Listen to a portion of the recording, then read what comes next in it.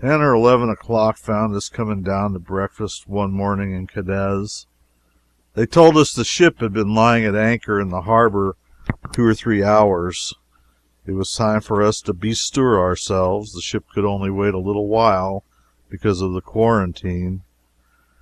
We were soon on board, and within the hour the white city and the pleasant shores of Spain sank down behind the waves and passed out of sight. We had seen no land fade from view so regretfully. It had long ago been decided in a noisy public meeting in the main cabin that we could not go to Lisbon, because we must surely be quarantined there. We did everything by mass meeting, in the good old national way, from swapping off one empire for another on the program of the voyage, down to complaining of the cookery and the scarcity of napkins. I am reminded now of one of these complaints of the cookery made by a passenger. The coffee had been steadily growing more and more execrable for the space of 3 weeks, till at last it had ceased to be coffee altogether, and had assumed the nature of mere discolored water. So this person said. He said it was so weak that it was transparent, an inch in depth around the edge of the cup. As he approached the table one morning, he saw the transparent edge by means of his extraordinary vision long before he got to his seat. He went back and complained in a high-handed way to Captain Duncan, said the coffee was disgraceful. The captain showed his. It seemed tolerably good. The incipient mutineer was more outraged than ever then at what he denounced as the partiality shown the captain's table over the other tables in the ship. He flourished back, got his cup, and set it down triumphantly, and said, "Just try that mixture once, Captain Duncan." He smelt it, tasted it, smiled benignantly, and then said, "It is inferior for coffee, but it is pretty fair tea." The humbled mutineer smelt it, tasted it, and returned to his seat. He had made an ass of himself before the whole ship. He did it no more. After that he took things as they came. That was me. The old-fashioned ship life had returned, now that we were no longer in sight of land. For days and days it continued just the same, one day being exactly like another, and to me every one of them pleasant. At last we anchored in the open roadstead of Funchal, in the beautiful islands we call the Madeiras.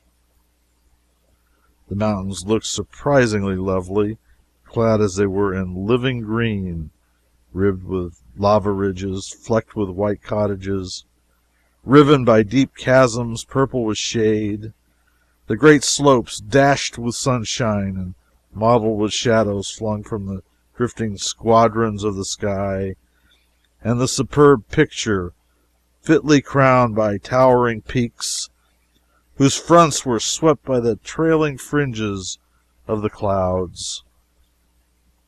But we could not land. We stayed all day and looked.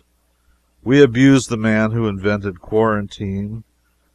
We held half a dozen mass meetings and crammed them full of interrupted speeches, motions that fell stillborn, amendments that came to naught, and resolutions that died from sheer exhaustion and trying to get before the house. At night we set sail. We averaged 4 mass meetings a week for the voyage.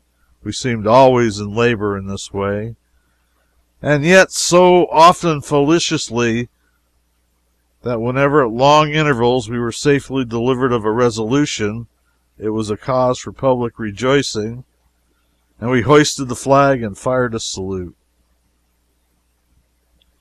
Days passed, and nights, and then the beautiful Bermudas rose up out of the sea. We entered the tortuous channel, steamed hither and thither among the bright summer islands, and rested at last under the flag of England and were welcome.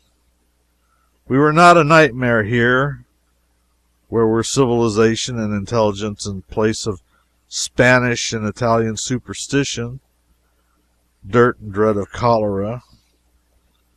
A few days among the breezy groves, the flower gardens, the coral caves, and the lovely vistas of blue water that went curving in and out, disappearing and anon again appearing through jungle walls of brilliant foliage, restored the energies dulled by long drowsing on the ocean, and fitted us for our final cruise, our little run out of 1,000 miles to New York, America, home.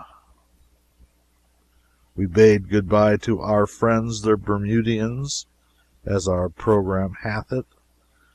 The majority of those we were most intimate with were negroes, and courted the great deep again. I said the majority. We knew more negroes than white people, because we had a deal of washing to be done. But we made some most excellent friends among the whites, whom it will be a pleasant duty to hold long in grateful remembrance.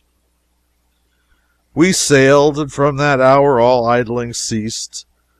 Such another system of overhauling, general littering of cabins, and packing of trunks we had not seen since we let go the anchor in the harbor of Beirut. Everybody was busy.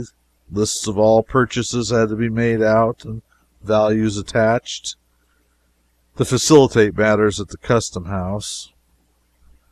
Purchases bought by bulk in partnership had to be equitably divided, outstanding debts canceled, accounts compared, and trunks, boxes, and packages labeled. All day long the bustle and confusion continued. And now came our first accident.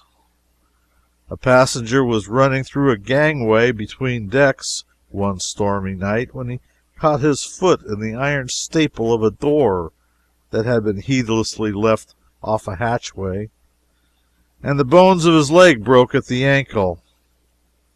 It was our first serious misfortune.